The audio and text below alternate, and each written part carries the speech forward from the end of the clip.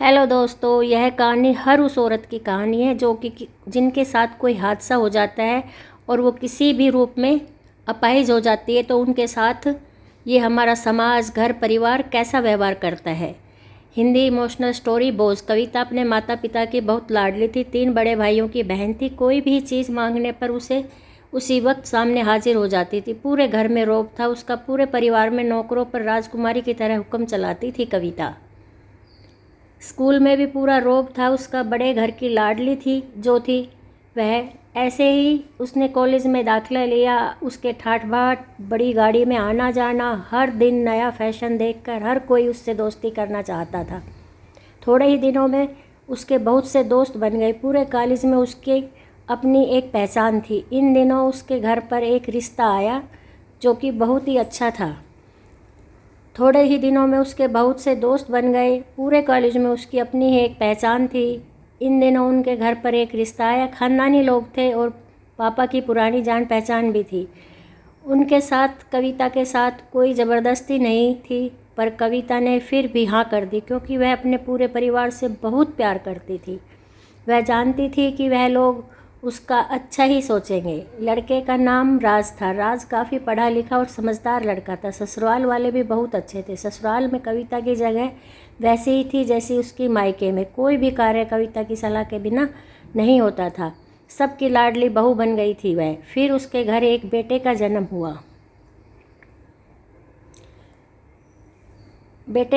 हुआ। राहुल कविता को जान से प्यारा था।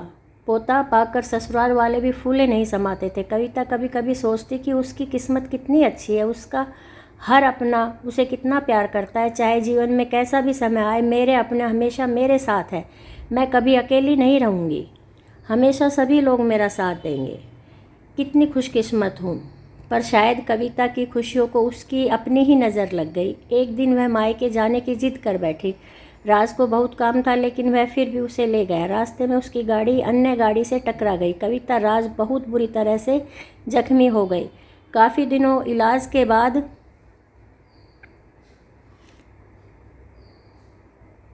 राज और राहुल तो ठीक हो गए, लेकिन कविता पूरी तरह से ठीक ना हो सकी।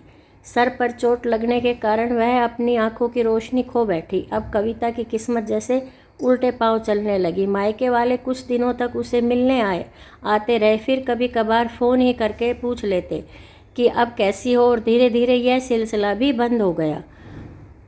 ससुराल वालों की सहानुभूति भी कम होने लगी। घर में किसी को पास बैठने के लिए कहती तो जवाब मिलता, अब बहुत काम है, अब तुम भी तो हाथ नहीं बटा सकती।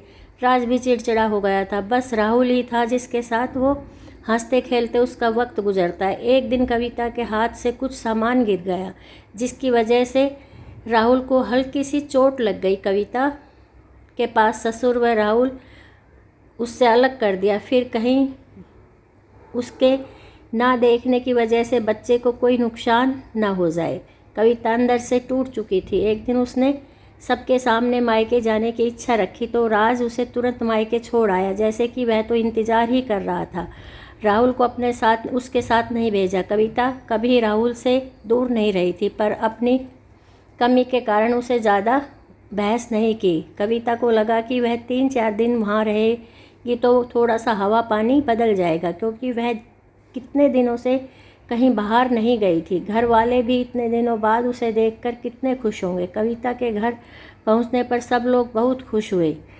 खाने पर सब कुछ कविता की पसंद का ही बनाया गया था। उसने अपने मम्मी पापा और भाई भाभीयों से दिल खोल कर बातें की। उनके छोटे छोटे बच्चे भी बुआ के साथ घुल मिलकर रात को सोने वक्त जब वह कपड़े बदल रही थी तो उसे पता चला कि उसका बैग तो कपड़ों से पूरा भरा हुआ है। वह सब कुछ समझ गई। वह बहुत उदास हो गई। कुछ ही दिनों तक सब ठीक रहा। फिर जैसे ही सब बदलने लगा, सबके व्यवहार बदल रहा था। वह लोग जैसे थक चुके थे। उसके सब लोग घुमा घुमा फिरा कर पूछते कि राज कब आ रहा है तुम्हें लेने। वह बहाना बना देती, जबकि वह जानती थी कि उस घर में अब उसके लिए कोई जगह नहीं। कविता से चलते वक्त कुछ ना कुछ नुकसान हो जाता। थोड़ी बहुत ठीक टोका टाकी उसे एक दिन उसके हाथ से लगकर एक कीमती फूलदान टूट गया। छोटी भाभी बहुत हंगामा मचाया। कविता के माता पिता रोज़ रोज़ के झमेलों से तंग आ गए थे। उन्होंने राज को खुद ही फ़ोन कर दिया। राज कविता को अपने घर ले गया। कविता अपने परिवार वालों की उम्मीद ना थी। जिस कविता के कहे बिना घर से एक पत्ता भी नहीं हिलता था, उस घर के लिए अब वह बोझ बन चुकी थी। राज के साथ ससुराल आते वक्त वह बहुत खुश थी, क्योंकि वह अपने घर जा रही थी, अपने जिगर के टुकड़े राहुल के पास। परंतु वह खुशी भी कुछ पल की थी। सारा बंदोबस्त पहले से ही किया हुआ था। कविता को सीधे ऊपर वाले रूम में पहुंचा दिया गया। राहुल से दूर रहने की सख्त चेतावनी दी गई।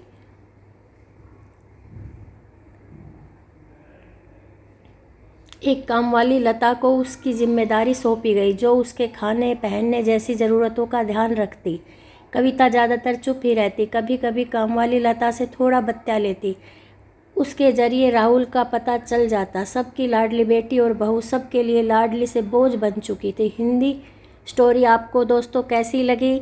यही सच्चाई है एक औरत की, जब तक उसका वो सलामत है तो घर सलामत है, वरना वो बोझ है। चलो।